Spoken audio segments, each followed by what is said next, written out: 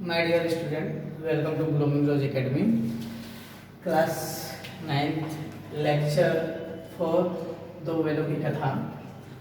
दो बैलों की कथा इस पिछले लेक्चर में हम लोग पढ़े हैं। दो बैलों की कथा के लेखक का जीवन परिचय, फिर एक था दो बैलों की कथा का सारांश, फिर दो बैलों की कथा का मुख्य उद्देश्य क्या था, लेखक ने क्यों लिखा, उसके बारे में। अब जो अगला दो बैलों की कथा का वीडियो बन रहा है वह है प्रश्न, यानी दो बैलों की कथा का जो प्रश्न है क्या है, ये है आपका 8 है। एक और क्वेश्चन था जो नहीं है, उसको हम बता देंगे, समय बचता है तो बताते हैं।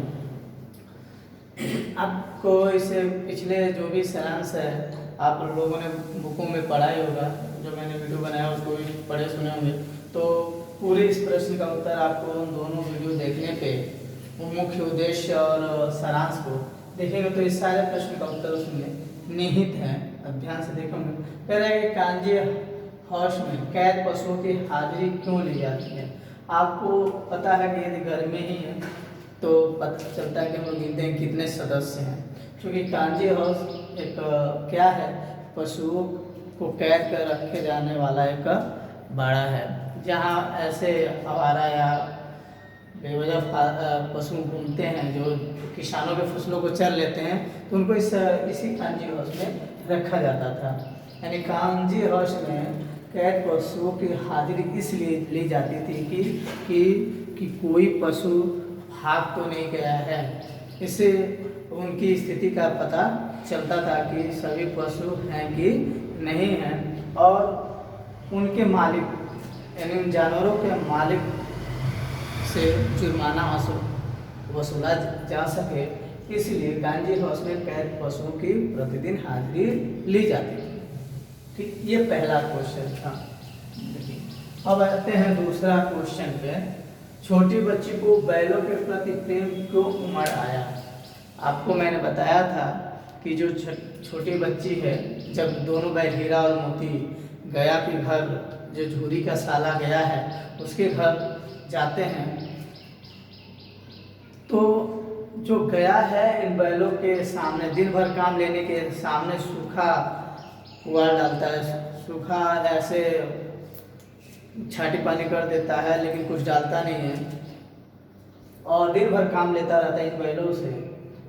ठीक उसी प्रकार से उस घर में एक छोटी बच्ची रहती है जो उसकी सौतेली भी माता माँ या सौतेली माँ उसके साथ अच्छा व्यवहार नहीं करती है। तो जो स्थिति छोटी बच्ची की थी उस घर में हीरा और मोती दोनों बैलों की थी, इसको देखकर छोटी बच्ची को उन दोनों बैलों के प्रति प्रेम हो गया। ये दूसरा प्रश्न का आंसर था।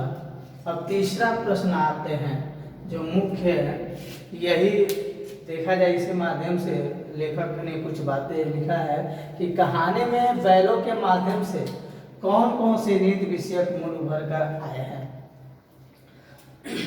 तो जो प्रेमचंद रचित दो बैलों की कथा है उसमें लेखक ने कई नीति विषयक मूल्यों को उभारा है।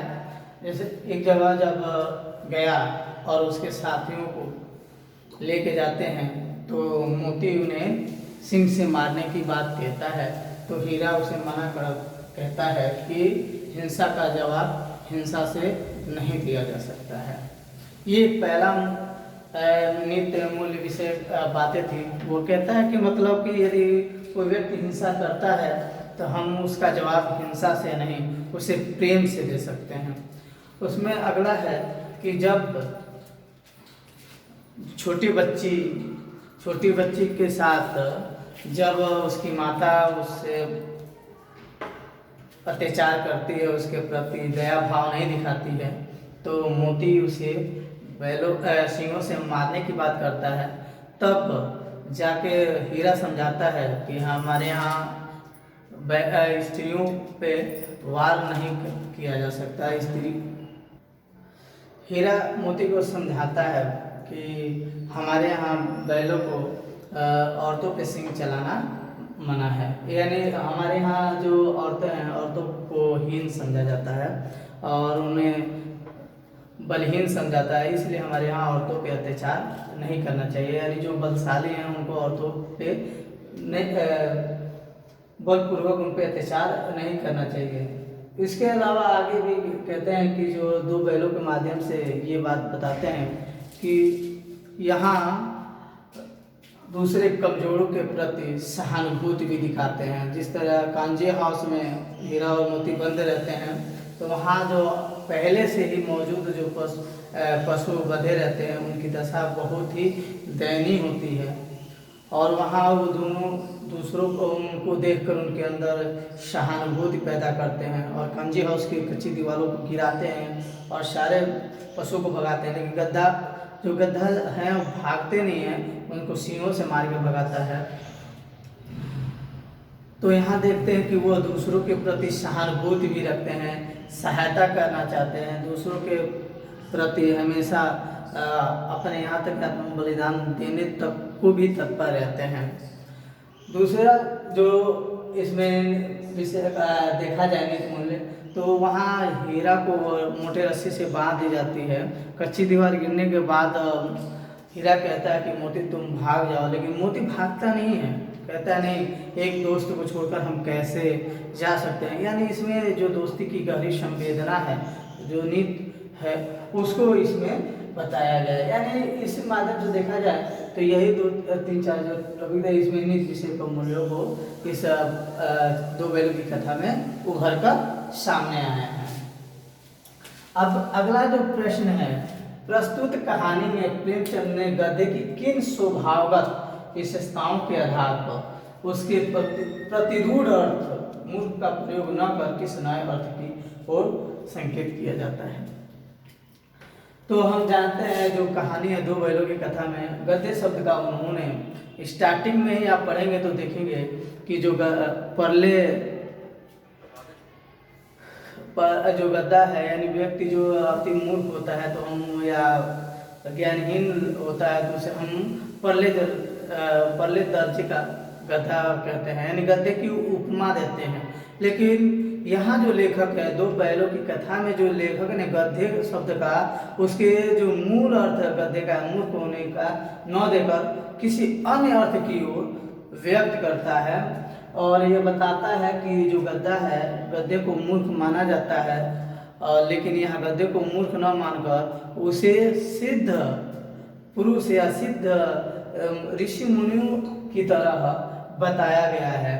जैसे हमारे देश में जैसे ऋषि मुनि को लोग भला या बुरा कहने के बाद भी हमेशा शांत रहते थे, उसी तरह उसकी तुलना गद्दे यानी गद्दे को भी सिद्ध पुरुषों की तरह ही या साधु संतों की तरह ही बताया गया है। यानी उस पर कैसा भी व्यवहार करिए वह समान ही स्थिति में रहता है। इस इतनी बड़ी बात को इस गद्दे के माध्यम से करना यह लेखक की सबसे बड़ी वाक्पटुता है। और भी कहते हैं कि जैसे हमारे भारत देश के लोग यानी भारतीय दूसरे जब देशों में रहते हैं वहाँ के लोग इनको बहुत अपमानित करते हैं, लेकिन भारत के लोग इन गद्दे के समान ही व्यवहार करके वहाँ अपमान सहकर भी रह जाते हैं। यानी यहाँ जो लेखक ने गद्दे की बात किया है, यानी गद्दे की तरह नहीं, गद्दे के अंदर की जो सहनशीलता है उसको उन्होंने बताने का प्रयास किया है। और हम भारतीयों में अपमान होने के बाद भी इतनी सहनशीलता होने की क्षमता है, इस चीज़ को गद्दे के द्वारा उसके मूल अर्थ को न हटा के जो गद्दे के माध्यम से नए अर्थ की ओर संकेत किया है। पर अगला जो है, किन घटनाओं से पता चलता है कि हीरा और मोती में गहरी दोस्ती है।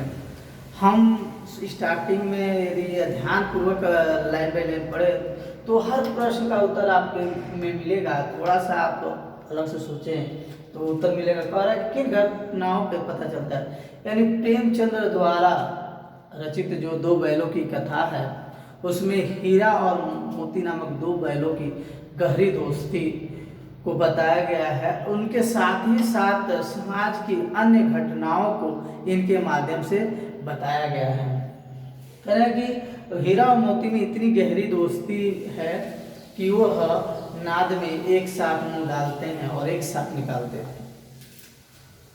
और ये नहीं, जब गया इनको लेकर जाता है तो दोनों एक साथ एक मत होकर इधर उधर भागते हैं और गया को परेशान करते हैं। जबकि देखा जाए तो हीरा शांत स्वभाव का, समझदार है, लेकिन वही जो मोती है अड़ियल किस्म का है।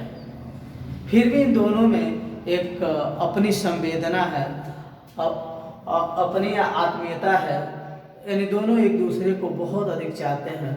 कभी कभी अपनी मित्रता को एक दूसरे को चाट कर व्यक्त करते हैं, या फिर ये दोनों अपने सिंहों को एक दूसरे में लड़ाकर अपनी दोस्ती का परिचय देते हैं। इसका प्रत्यक्ष प्रमाण तब मिलता है कि जब एक बलशाली सांड इनके सामने आता है तो दोनों आपसी समझ के साथ इन दोनों से भिड़ते हैं और उस बलशाली सांड को हरा देते हैं। यदि ये दोनों एक साथ नहीं हारते, एक अच्छा इनका तालमेल नहीं होता, एक अच्छी दोस्ती नहीं होती, तो बलशाली सांड इनको हरा सकता है। लेकिन अपनी अच्छी दोस्ती और अपनी अच्छी संवेदना, अपनी अच्छी सोच के चलते वो बलशाली सांड को हरा देते हैं। इसके अलावा जो इनकी सबसे अच्छी गहरी दोस्ती का प्रमाण तब मिलता है कि जब इन्हें कांजी हाउस में ये बंद रहते हैं और हीरा दीवार तोड़ने का प्रयास करता है और मोती तब तक कि फिर हीरा को मोटे रस्सियों से बांध दी जाती है। तब उस समय मोती कच्ची दीवारों को गिरा देता है और हीरा विवश है, लाचार है, भाग नहीं सकता है। लेकिन वो मोती को कहता है कि तुम भाग जाओ, कम से कम तुम्हारी जान बच जाएगी। लेकिन मोती ऐसा मना कर देता है, कहता है कि हम दोनों एक अच्छे मित्र हैं और अब तक साथ रहे हैं और साथ ही मरेंगे।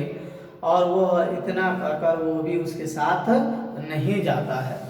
तो इस तरह हम देखते हैं कि इस दो बैलों की कथा में देखा जाए तो हीरा और मोती में एक गहरी दोस्ती है। अगला जो प्रश्न है देखा जाए, लेकिन औरत जात पर सिंह चलाना मना है या भूल जाते हो। लेखक ने हीरा के इस कथन के माध्यम से स्त्री के प्रति किस सामाजिक विडंबना को इंगित किया है। कह रहे हैं कि दो बैलों की कथा में लेखक ने हीरा और मोती के माध्यम से यह बताना चाहता है कि जब हीरा लड़की की सौतेली माँ, जब मोती लड़की की छोटी माँ सौतेली माँ पर सिंह से मारने की बात करता है, तब हीरा इसे समझाता है कि हमारे यहाँ बैलों को, औरतों को सिंह चलाना मना है। यानी ये भी बताता है कि हमारे यहाँ जो स्त्रियाँ हैं, जो औरतें होती हैं, उनकी स्थिति दयनीय माना जाता है, उन पर अत्याचार किया जाता है, वो बलहीन होती हैं, इसलिए औरतों पे अत्याचार नहीं करना चाहिए, उन पे बलपूर्वक बल का प्रयोग नहीं करना चाहिए। हमारे समाज में स्त्रियों को, जो हमारी सामाजिक विडंबना है उसमें स्त्रियों को हम लोग हीन समझते हैं, ऐसा नहीं होना चाहिए। यानी इसी सामाजिक विडंबना को लेखक ने हीरा के इस कथन के माध्यम से बताया है। अगला जो क्वेश्चन है, किसान जीवन वाले समाज में पशु और मनुष्य के आपसी संबंधों की कहानी में किस तरह व्यक्त किया गया है। करें कि दो बैलों की जो कथा है उसमें हम देखते हैं कि जो लेखक है झूरी और दो बैलों की कथा को लेता है। झूरी बैलों से अत्यधिक प्रेम करता है और जो हीरा और मोती नाम दो बैल हैं जो अपने स्वामी झूरी से भी प्रेम करते हैं। दूसरी ओर हम जानते हैं कि हमारा जो भारत देश है वह कृषि प्रधान देश है। यहाँ की अधिकांश जो खेती होती है, जो खेतों की निराई गुड़ाई होती है, वो बैल ही उसका सबसे सशक्त माध्यम है। और यहाँ की अधिकांश जनता के द्वारा पशु जानवर ही पाले जाते हैं। और जो भी खेतों का कार्य है, या बोझ ढोना है या माल ढोना है, ये पिलाना है उनसे दूध या किसी अन्य पदार्थ भी हमें पशुओं से ही प्राप्त होते हैं। इसमें हम देखते हैं कि जो झूरी है अपने दोनों बैलों हीरा और मोती से अत्यधिक प्रेम करता है, और जो दोनों बैल हैं हीरा और मोती अपने स्वामी झूरी के प्रति स्वामी भक्ति का परिचय देते हैं, सहृदयता का परिचय देते हैं। जब झूरी की पत्नी अपने भाई गया के साथ जाने से ये ले जाने के बाद भाग आते हैं, तब जो झूरी की पत्नी होती है अपने नौकर से बोलती है कि इनके सामने इन्हें ऐसे बांध दो और सूखा चारा डाल दो। फिर उस समय जो इसका मालिक झूरी अपने नौकर से कहता है कि इनके सामने थोड़ा सा खली डाल दो, तब वो मना कर देता है, कहता है कि मालकिन से कौन सुनेगा। लेकिन यहाँ देखते हैं कि झूरी जो है अपने बैलों के प्रति आत्मीयता है, उनकी अपनी संवेदना है, वो अपने बैलों के साथ अत्यधिक प्रेम करता है। इस स्थिति को देखा जाए तो जो समाज में जो किसान समाज है, किसान और जो समाज है, उसमें जो बैलों यानी पशुओं और मनुष्य की जो संवेदना अत्यधिक क्या है, महत्वपूर्ण है। अगला जो क्वेश्चन है, इतना तो हो ही गया कि 9-10 प्राणियों की जान बच गई, वे सब तो आशीर्वाद देंगे, मोती के इस कथन के आलोक में उसकी विशेषताएं बताइए। जो अगला क्वेश्चन है 8वां, कह रहे कि ये उस समय की बात है कि जब कौंजियास में मोती हीरा और मोती दोनों बैल बन जाते हैं, इससे पहले भी और 2 बकरियां, गधे और भी जानवर उसमें बंधे रहते हैं। इनको देखकर उनमें अंदर सहानुभूति आती है और हीरा कच्ची दीवार को गिराने का प्रयास करता है, लेकिन नहीं गिर पाता है। तब मोती अपने अड़ियल स्वभाव यानी उसे अपने तेज नुकीले और मजबूत सींगों के द्वारा उस दीवार को गिरा देता है और उनसे सभी जानवरों को बाहर निकालने में मदद करते हैं। लेकिन जो गधे हैं उन्हें जाते हैं, मोती उनको भी सींग से मार कर उन्हें बाहर करता है। तब इस बात को वो हीरा से कहता है कि कम से कम 9-10 प्राणियों की जान बच गई, वे सब आशीर्वाद देंगे। इससे पता चलता है कि उनके अंदर दूसरों के सेवा करने के प्रति, दूसरों के प्रति सहानुभूति है, दूसरों को बचाने के लिए अपने जान तक को भी निछावर कर सकते हैं। इनके अंदर सहृदयता है, वह शोषण के और अत्याचार के खिलाफ आवाज उठाते हैं। ये सारी विशेषताएं ये हीरा और मोती यानी 2 बैलों के आते हैं। तरह कि ये आपके प्रश्न अभ्यास थे, और एक प्रश्न बचा है जो मैं आपको जब नोट्स देते वक्त आपको दे दूंगा, और ये आपका पहला चैप्टर देखा जाए तो लगभग पूर्णतः समाप्त हो गया। Thank you class.